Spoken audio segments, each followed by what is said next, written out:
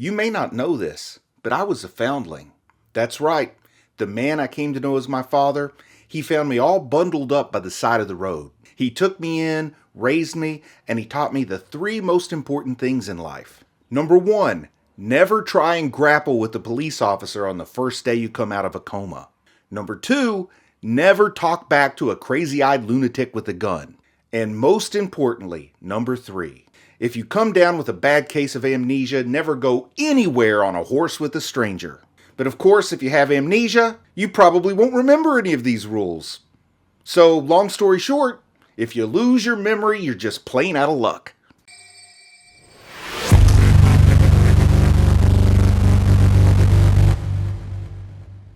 Before I get into the review, I just want to remind everyone that I do have a Patreon now, and I know a lot of you have already checked out the Patreon, you're already aware, but if you haven't yet, well, there is a link in the video description.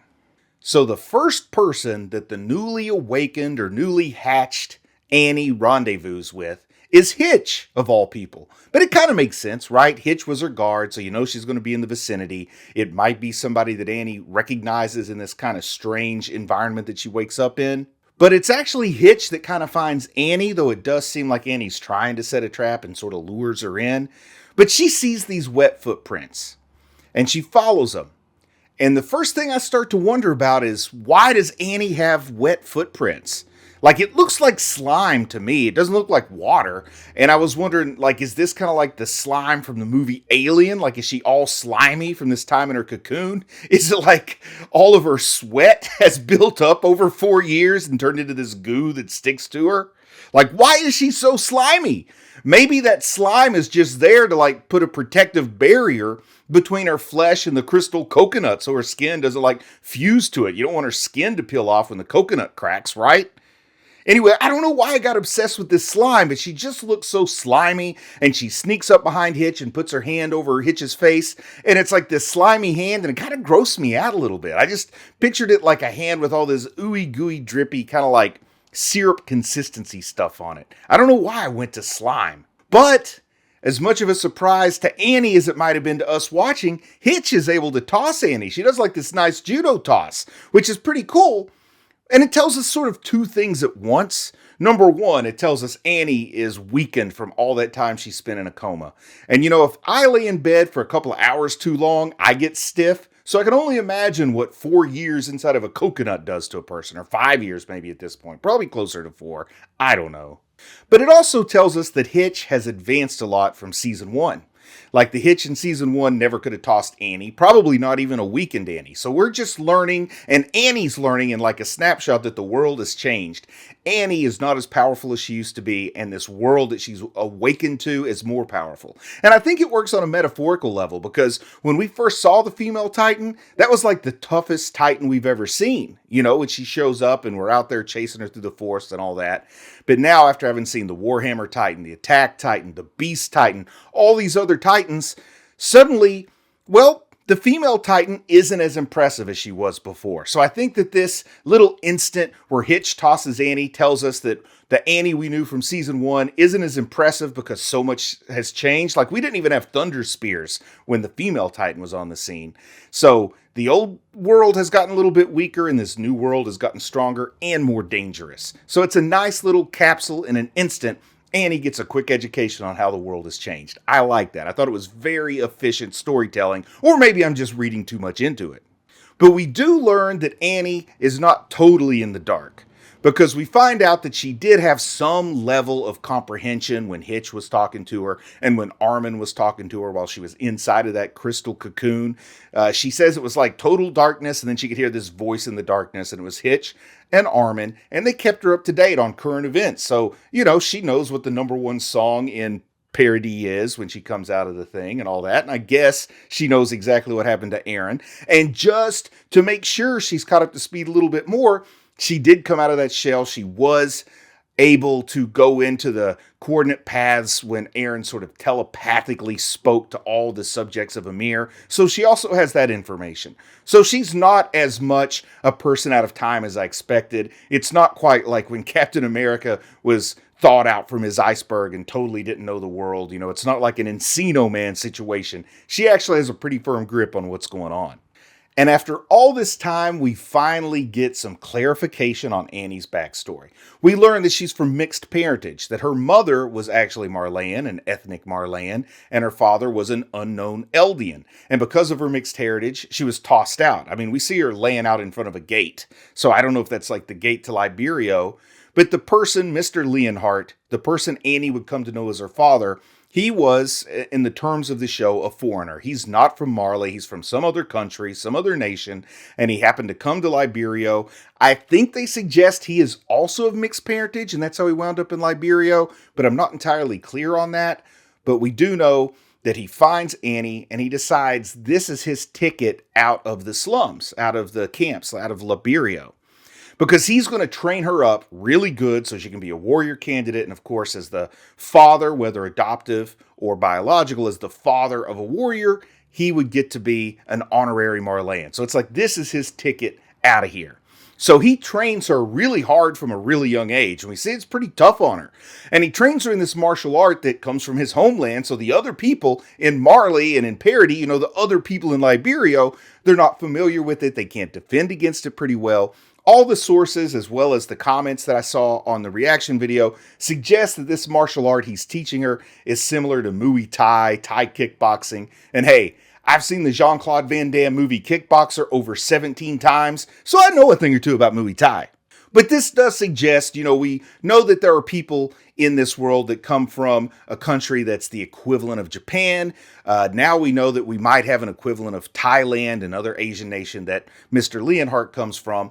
And he is animated and drawn to have a little bit darker hair color, a little bit darker skin than Annie. So maybe there's saying something there visually. I don't know. I don't like to get too deep into waters of ethnography because you can get into trouble there if you don't know what you're talking about. And sometimes, I gotta admit, I don't know what I'm talking about. But after he fully weaponizes her, and there's this great moment that proves just how effective she has become as a weapon when she actually defeats her father, and she's kicking him so badly that he can't even walk right for the rest of his life. And when he's lying there and he should be in agony, he's so satisfied with how successfully he's taught Annie to be this human weapon. But then when it's time to go off and begin her mission, he realizes that with all this time he spent with Annie, and she has the same realization that she is a daughter to him. And she realizes he is a father to her. And despite this grand plan to turn her into a warrior and to send her off as a human weapon, well, they suddenly realize what's actually most important isn't to become honorary Marleyans. It isn't to get out of Liberio. What's most important to them now is this family, because they'd never had family other than each other. And he just wants her to come back home to him. He doesn't care about anything else. He wants her to come back home to him. She also wants to go back home to her father.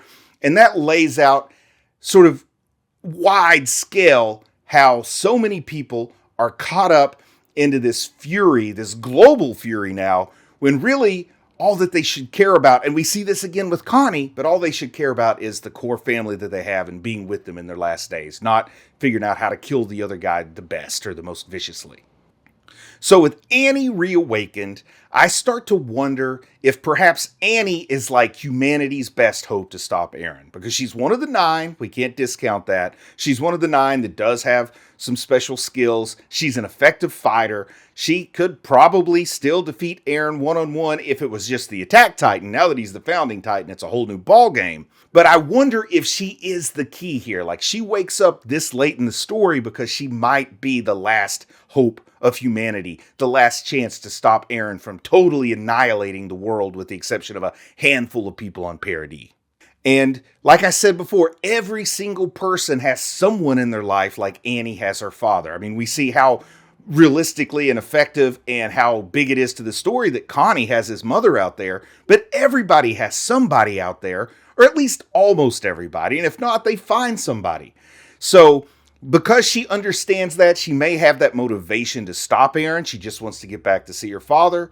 And there's also the possibility that her being in this coma, being trapped in this coconut, kind of works, I don't want to say like a special ability, but it gives her a different perspective because she's sort of been insulated from this reactionary thinking that's plagued all the other characters in this world. She hasn't been there as the elevated hatred keeps going up. She's had her issues, she's had her point of view, but she's been insulated both literally and figuratively during this past 4 years. So that, along with her understanding of the human need to be close to those that we care about more so than to destroy, well, I think that, along with the fact that she is the female Titan and she's a very competent warrior, that maybe she's going to be the savior here. And what a great Attack on Titan thing to do, to have the savior to be the person who's like kind of nihilistic and doesn't care about anything but just getting home to her family, which really is the greatest thing to care about. It's this mind warp that you just keep swirling down and it goes one direction then the other.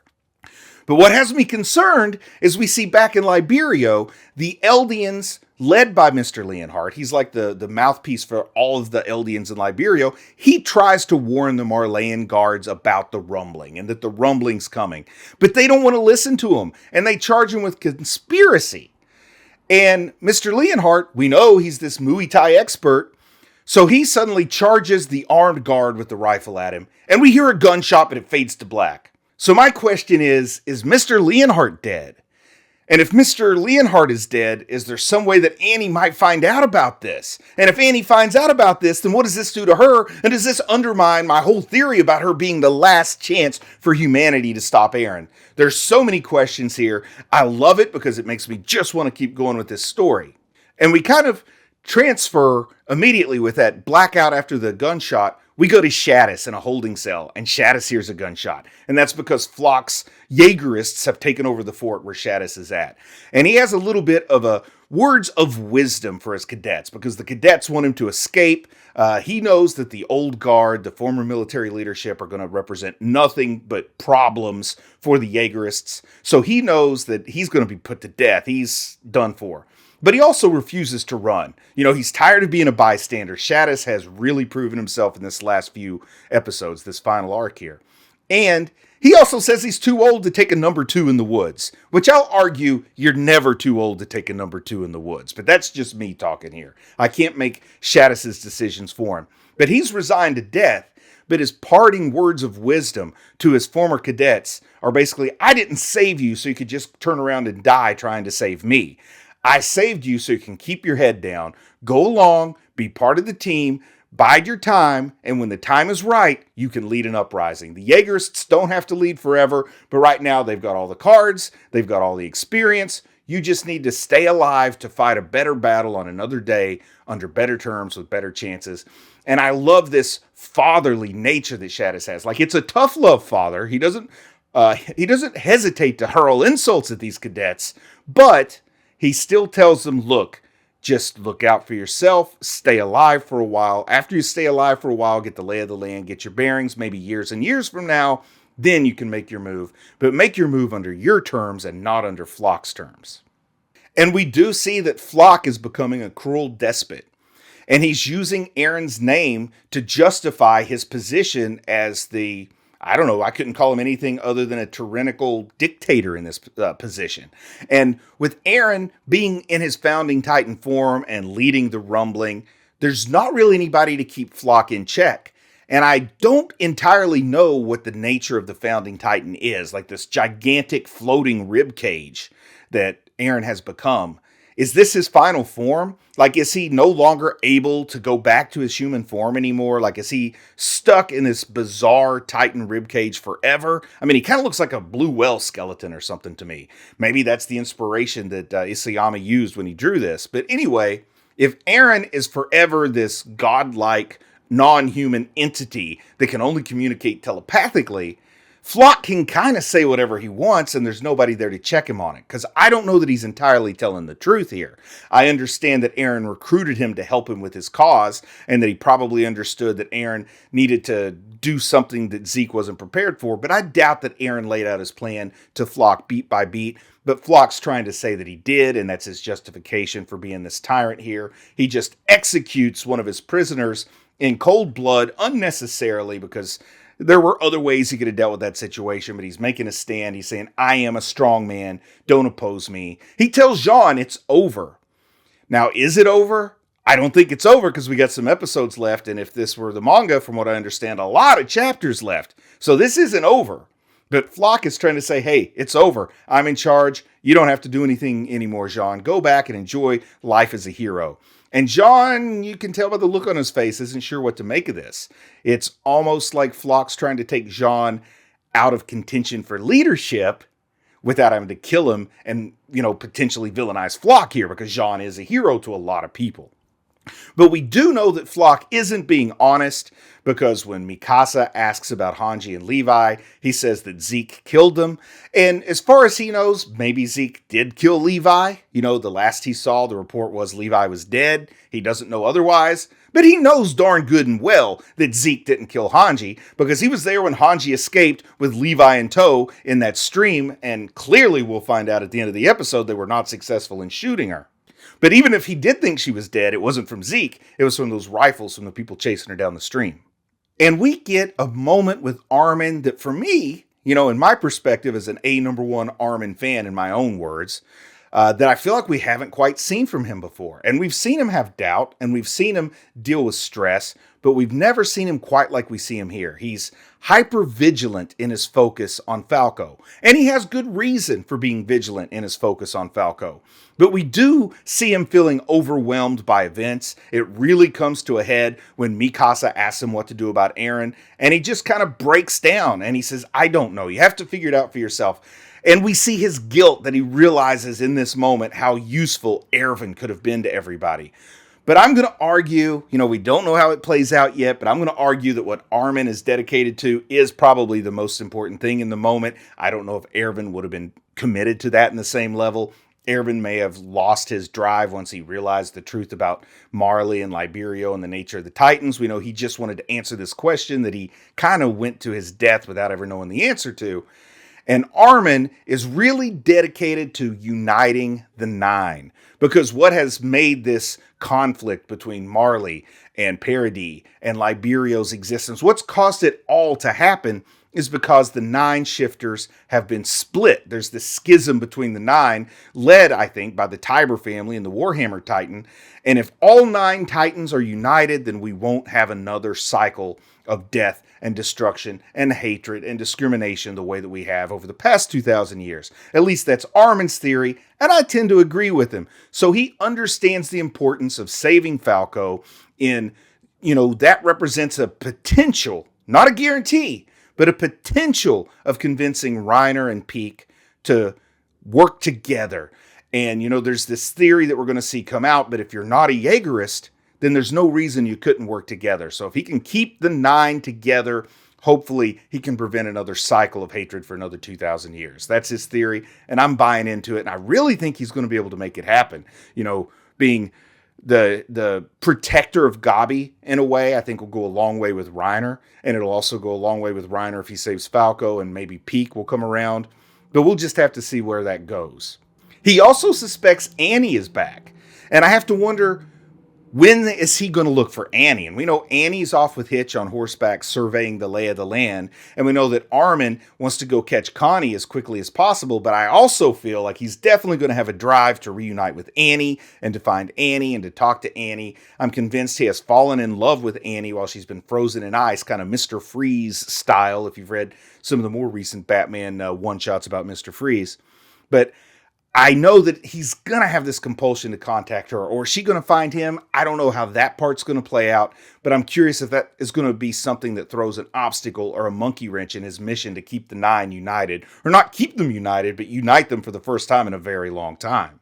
And we see that Mikasa's scarf is missing. And when that scarf is missing, I have to wonder, where is it? Because, there's a whole lot of chaos going on. It's very believable that something as small and as light as a scarf would just disappear. Like, it doesn't have to be significant that it's missing, but come on, this is Attack on Titan. Of course it's significant that it's missing. Whoever has it for a reason, and it's going to show up again. And I got a couple thoughts. Like, one thought I have is, wouldn't it be cool if Gabi has it, and when they do successfully rescue Falco, she gives Falco that scarf to comfort him, kind of in this parallel of the way Eren gave it to Mikasa, because I keep looking at Gabi as some kind of a parallel version of Eren, maybe a mirror version that can go a different direction than Eren did, and see how things could be different with a different Eren. But then there's also the idea that Eren has it, and I don't know how he would have gotten it. I don't know. He's got minions, he's got power, he can get things to happen. But I really like the idea that Eren has it, and whenever everything comes to an end and this story winds up, and it's like Eren is defeated, or his term is up and he just has to die, whatever ultimately happens to Eren, we know he's on a limited clock. He can only go so much longer. But it would be something if, like, as his demise is imminent, he gives that back to Mikasa, and he lets Mikasa know that even though he was cold and he was hard and he acted like this evil villain, that he never stopped caring about her, and the last thing he does on this earth is give Mikasa that scarf again. That would be kind of cool too. That might be a lot to hope for. Maybe she's going to get it in the next episode. I don't know, but those are two theories I have on what could happen with that scarf. There's a fun moment with Kaya and Gabi because they, reconciled more or less in the last episode, but she keeps calling her Mia. And Gabi tells her, my name is Gabi. And I love it because Kaya says Gabi sounds weird. And I just got a chuckle from that, from a lot of the comments I got that said Gabi is a strange way to pronounce that name. Shouldn't it be Gabby? I say Gabi because that's how they say it in the show. But I agree. Gabi is a weird sounding name. So I like it that Kaya just came out and said Gabi. That's a weird name. So, she could be sort of the mouthpiece for a whole lot of folks who have made comments that they don't like it to be pronounced Gabi. And then we see Connie and Falco riding into the sunset, which is where the episode gets its title, Sunset. And we see this as the credits roll, like the episode is, you think it's over, and then we have one of the most emotional, biting moments coming up here. And that is Connie absolutely lying to Falco. And it's this sinister lie. It's like, I don't know, one of the most hurtful lies I can imagine, because he's a person who's representing himself as a caregiver. And he's like, I'm here to protect you. I'm here to take care of you. And Falco seems to trust him. He says, I'm taking you to the hospital to get your amnesia treated. But we know that's not where Connie's going. We know Connie is going to feed Falco to his mother. He's like betraying his trust. He's a person in a position of trust who's abusing that. And that is just so dirty. I think as a whole, society has come to really, really hate people that misuse a position of power like that. It just feels so awful. And to see that going on, it makes me think that Connie is now becoming a real villain. And it makes me look forward to whatever kind of battle is going to happen between Armin and Connie. And there's no doubt I'm going to be cheering for Armin and Gabi in that battle against Connie. Connie, a character I used to like, but his brain and his heart were torn apart so horribly in the events of this story that it shows everybody's a devil. It makes me think of The Killing Joke, a great Alan Moore comic for DC from a few years back, from like 20 plus years back, almost 30 years back. I can't do math so good in my head right now. More than 30 years probably. But anyway, in The Killing Joke, the Joker says everybody is just one bad day away from being a supervillain. Well, Connie's had a couple of bad days. His heart was ripped in half when his metaphorical sister, Sasha, was murdered by Gabi. His mother lying there miserable, and he's gone back to visit her, and how helpless it feels to see your mother suffering. I'm kind of surprised he didn't consider euthanasia at this point. I could see that as being something you think you're doing the right thing by putting her out of her misery, but he's too emotionally attached to let go of that. So here he has become this horrible villain who's betraying someone's trust in like the worst way possible. But we do see Peak. We see that her and Magath are still at large. And I've come to really like Magath. He's maybe my favorite Marleyan. I don't know if there are any other Marleyans off the top of my head that I can even think of that are still alive right now. But he is my favorite Marleyan. He might be the kind of leadership that they need to fill this void. With Shadis about to die. Pixis is gone. Erwin's been long gone. Niles is gone. But how about Marleyan leadership on this unified anti-Jaegerist front? He could be good at that. But there's some other potential leaders, right? Because Hanji shows back up, and Hanji, she's one of my faves. She's right there with Eren, honestly, as far as my favorites go. Hanji shows back up, and in tow, she has this guy who's just too stubborn to die. And I have to wonder what kind of impact Hanji's going to have. Is she going to have the diplomatic ability to unite everybody who wants to resist Eren into a united front and maybe have some success? And that might just be his plan. It might be like the Watchmen plan that Ozymandias had, which is provide a threat so huge that the two sides of the Cold War have no choice but to put aside their differences and work together. So is this a big Watchmen kind of plan here? Well, I did read that Isayama is an Alan Moore and a Watchmen fan, so I see this Killing Joke here, I see this Watchmen here, and I'm going to do How Did Alan Moore Influence Isayama as a video once the show's all wound up and I have something more concrete to talk with. But that is amazing. I love seeing Hanji back. I like the idea that, Levi's not in great shape, but Levi's a fighter. He says what pain builds character or something like that. He's going to have a lot of character when he gets through this. But at the end of the day, this is just showing if everybody's a devil, then nobody's a devil. That's kind of paraphrasing something I read from an online review of this episode. But if everybody is the devil in somebody else's eyes, well, that's a lot like the real world. And at the end, if we're all devils, then nobody's a devil. We're just people with motivations, and we got to try to get along and work together and live on this big ball of dirt for as long as we can without killing each other. And with that, I'm going to say I'm proud of you for watching anime, and I'll talk to you again soon. I just want to say a big thank you to everyone who supports the channel on Patreon. It really means a lot to me. If you might be interested in Patreon perks like early access to videos, uncut reaction videos, ad-free videos, and the opportunity to vote on which anime will be covered in the future, then click on the link in the video description. Thank you.